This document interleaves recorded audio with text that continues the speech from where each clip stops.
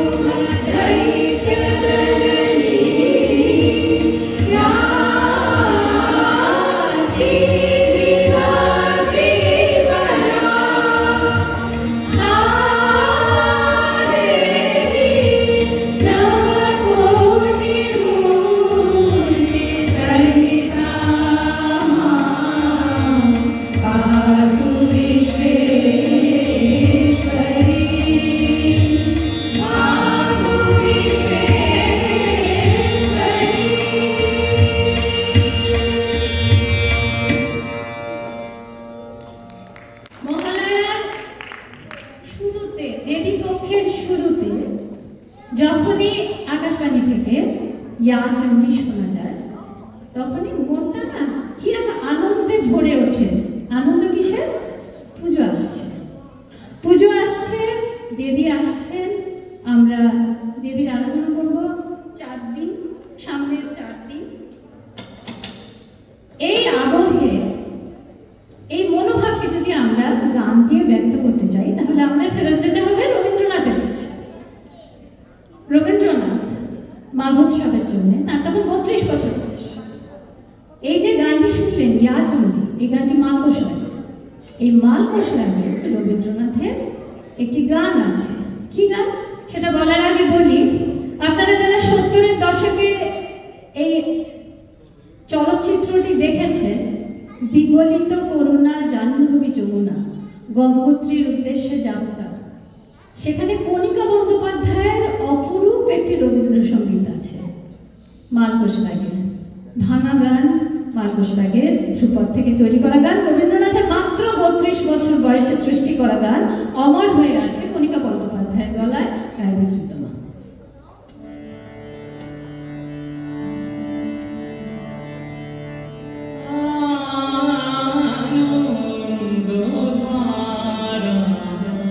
বহিছে ভুবনে আনন্দ ধারা।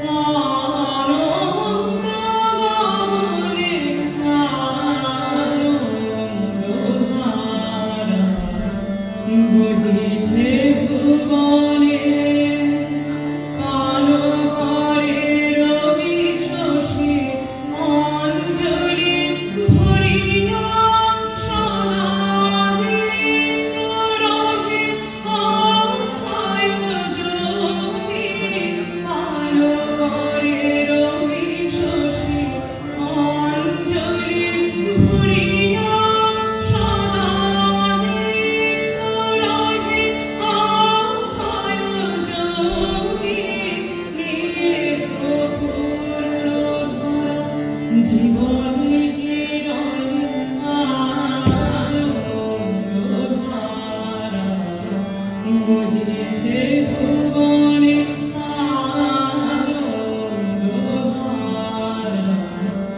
বহিছে ভুবনে। বসিয়া আছো কেন আপন মনে, সারথলি মন কি কারণে? বসিয়া আছো কেন আপন মনে, সারথলি মন কি কারণে? চারিদিকে দেখো চাহি হৃদয় প্রসারী, ক্ষুদ্র দুঃখ সব তুচ্ছ মনে। চারিদিকে দেখো চাহি হৃদয় প্রসারী, ক্ষুদ্র দুঃখ সব তুচ্ছ মনে। প্রেম ভরিয়া শূন্য জীবন আনন্দধারা, বহিছে ভুবনে দীন রজনী। কত অমৃত রস উথলি যায় অনন্ত গগনে আনন্দধারা, বহিছে ভুবনে আনন্দধারা, বহিছে ভুবনে। মহালয়াতে একটি গান আছে, অমল কিরণে। গানটি গেয়েছেন আমাদের সবার প্রিয় শিল্পী প্রতিমা বন্দ্যোপাধ্যায়। প্রতিমা বন্দ্যোপাধ্যায়ের গলা, আমরা যারা বড় হয়েছি প্রতিমার গান শুনে, অসামান্য কণ্ঠ। লতা মঙ্গেশকর নিজের ব্যক্তিগত সংগ্রহে প্রতিমা বন্দ্যোপাধ্যায়ের গলা, ভয়েস রেখে দিয়েছিলেন।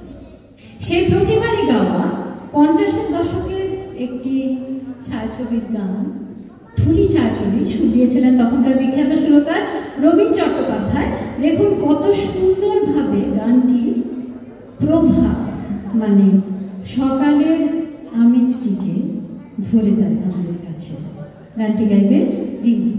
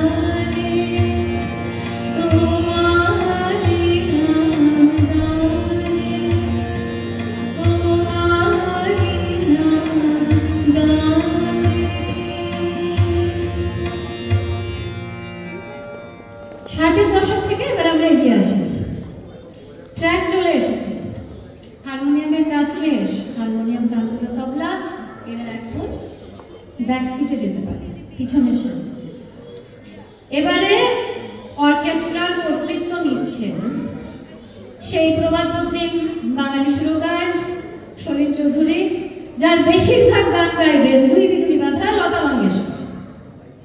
কিন্তু এই গানটি যখন হয়েছে তার পিছনে একটা দারুণ গল্প আছে। এই গল্পটা আমি শোনাবার লোভ সামলাতে পারছি না।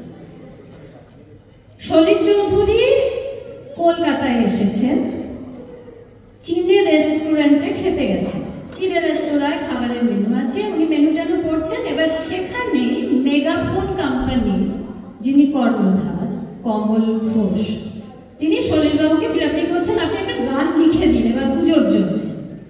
সলিল চৌধুরী বলছেন, আমি খেতে এসেছি, বললেই কি গান লেখা যায়? ছাড়বেন না মেগাফোনের কর্ণধার, না না আপনি ট্যালেন্টেড, আপনি ভাবলেই গান বেরিয়ে আসবে। সলিল অন্যমনস্ক হয়ে মেনু কার্ডটা নাড়াচাড়া করছেন। প্রথমে কি আছে? প্রথমেই আছে চিকেন এন্ড ডিশ, প্রথমে আছে প্যারামাউন্ট চিকেন, চাইনিজ সব নাম, চিনে চিনে নাম। 2 নম্বরে আছে ম্যান্ডারিন চিকেন, 3 নম্বরে আছে রেড হট চিকেন। 3টে নাম পড়লেন। ভাবুন তো, প্রথমের কথাটা প্যারামাউন্ট, PA পা, ম্যান্ডারিন চিকেন MA মা, রেড হট চিকেন RE রে। গান তৈরি হলো পামাগারিসা। গানটি শুনে দেখুন, তার মাঝখানে সলিল নিজের বিরক্তির কথাটা বলে গেছেন। কিভাবে বলেছেন? আচ্ছা শুনে কথাগুলো শুনতেই পাবেন। গান গাইতে চাইছেন না, তবু ছাড়ছে না, সেইটাই ফুটে উঠেছে এই গানের মধ্যে। গাইবে তানিয়া। লতা সলিলের যুগলবন্দি, লতার 2 বিনুনি বাঁধার দিন তখন শেষ। লতা মঙ্গেশকর 20 বছর ধরে তখন সলিলের সঙ্গে গান গাইছেন। 1971-এ রিলিজ হওয়া লতা সলিলের অবিস্মরণীয় গান গাইবে তানিয়া।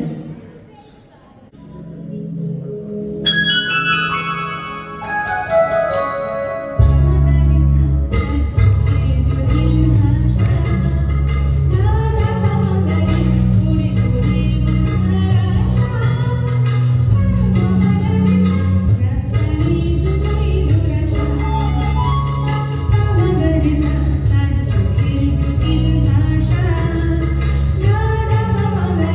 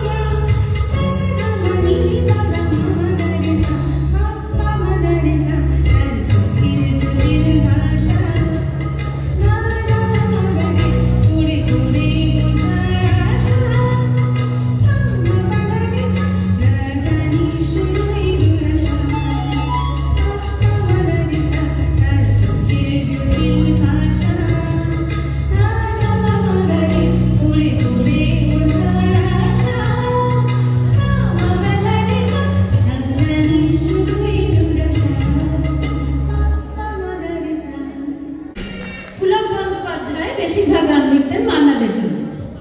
মান্নাদের পছন্দের গীতিকার ছিলেন পুলক বন্দ্যোপাধ্যায়। একের পর এক গান লিখছেন, মান্নাদের গলায় সেগুলো হিট হচ্ছে। গৌরীপ্রসন্ন মজুমদার তার খুব ইচ্ছে নেই মান্নাদের জন্য একটি গান লিখবে। তো নচিকেতা ঘোষ তখনকার দিনের বিখ্যাত সুরকার, তার বাড়িতে গৌরীপ্রসন্ন গেছেন। এরা সব বন্ধু লোক ছিলেন, নাকি অন্যের বাড়িতে যেতেন। তো সেখানে গৌরীপ্রসন্ন মজুমদার গেছেন নচিকেতা ঘোষের বাড়িতে। নচিকেতার সদ্য যুবক ছেলে সুপর্ণকান্তি ঘোষ সবে সে কেমব্রিজ থেকে এমএ পাস করে ফিরেছে, আড্ডা মারতে যাচ্ছে। দেখে গৌরীপ্রসন্ন বললেন, সারাদিন শুধু আড্ডা আর আড্ডা, এই আড্ডা দিয়ে কি হবেটা কি? সুপর্ণকান্তি উল্টে বললেন, দেখো গৌরী কাকা, তুমি যদি পারো তাহলে একটা আড্ডা নিয়ে গান লেখো, দেখি দেখি তোমার কত ক্ষমতা। গৌরী বললেন, আড্ডা নিয়ে গান হয়? কেন হবে? তুমি কফি হাউসের আড্ডাটা নিয়েই লেখো না। গৌরীপ্রসন্ন কোনোদিন নিজে কফি হাউসে যান না, আড্ডা মারেন না, কিন্তু চ্যালেঞ্জটা নিলেন, 4টে লাইন লিখলেন। সেটাতে সুপর্ণকান্তি বাচ্চা ছেলে সঙ্গে সঙ্গে শুরু করলেন। খুব পছন্দ হলো সবার। গানটি একজন নিতে চাইলেন, গাইবেন বলে, কিন্তু সুপর্ণকান্তি দিলেন না। গানটি শেষ হলো, গাইলেন মান্নাদে।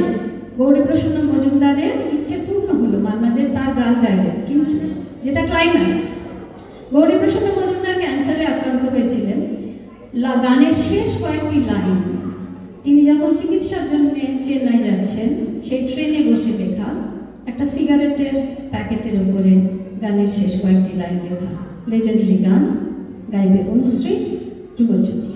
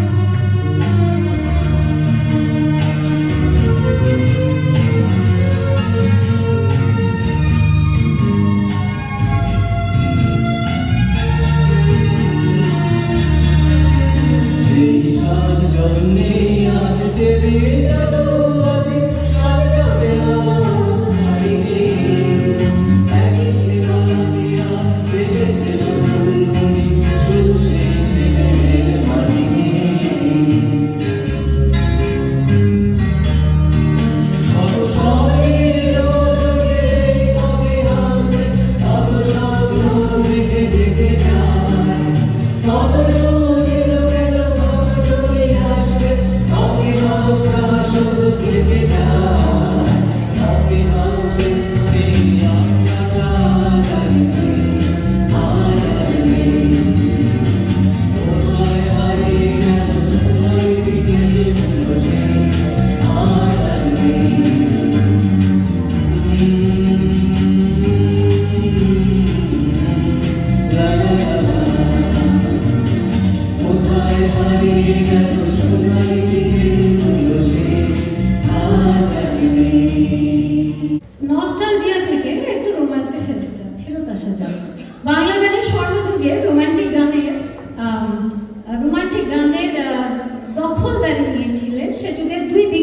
গায়ক।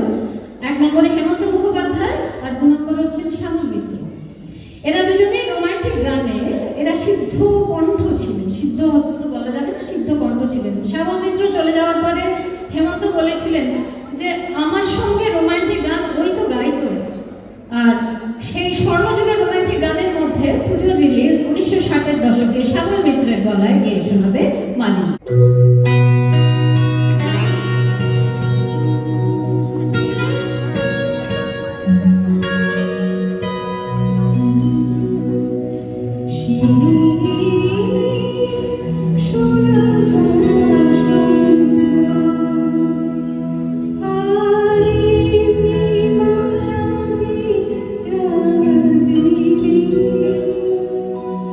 দুজনি সুধাই যদি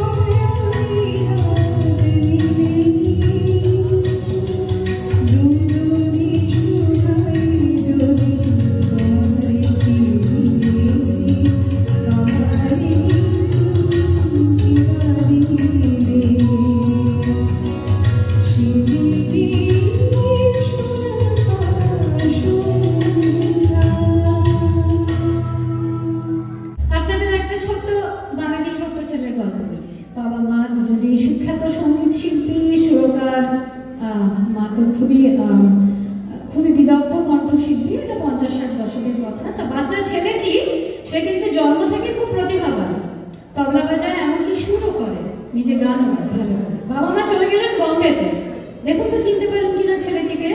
বাবা মা চলে গেলেন বম্বেতে, বাচ্চা ছেলেটিও চলে গেল, সেখানেই তার বড় হওয়া, বেড়ে ওঠা। পরে সে ডিস্কোর জগতে, ডিস্কো ধর্মী সুরে সে খ্যাতি লাভ করবে। এবং বাঙালি কোথায় একটু নাক শিটকেছে উলালা উলালা শুনে বা তামা তামা লোকে শুনে, চিনতে পারছেন? হ্যাঁ, সেই বাপি লাহিড়ী একটা গানে দেখুন তো কিভাবে 21 বছরকে অমর করে দিলেন। দেখুন।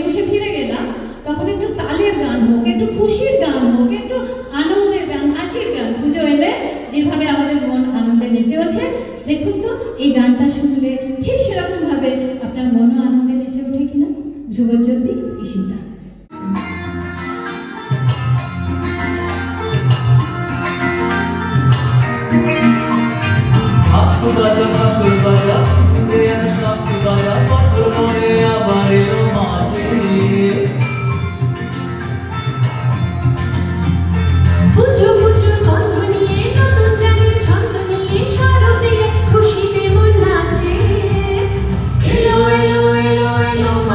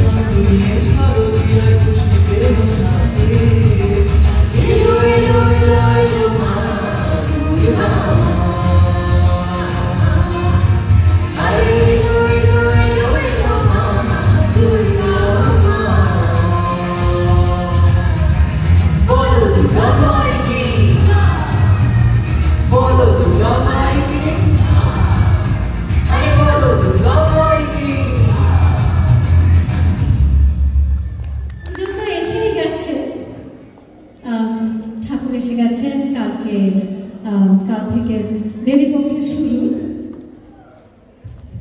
11ই সেপ্টেম্বর আমরা যার জন্মদিন, 55 বছরের জন্মদিন পালন করতাম, সেই কালিকা প্রসাদ ভট্টাচার্য চলে গেছেন। আমাদের সুধা রঞ্জনীর শেষ গানটি কালিকা প্রসাদের আইকনিক গান। আবার বললাম, 11ই সেপ্টেম্বর তিনি জীবিত থাকলে তার 55 বছর বয়স হতো। আমাদের শেষ গানটি তাঁরই গান, তাকেই উদ্দেশ্য করে।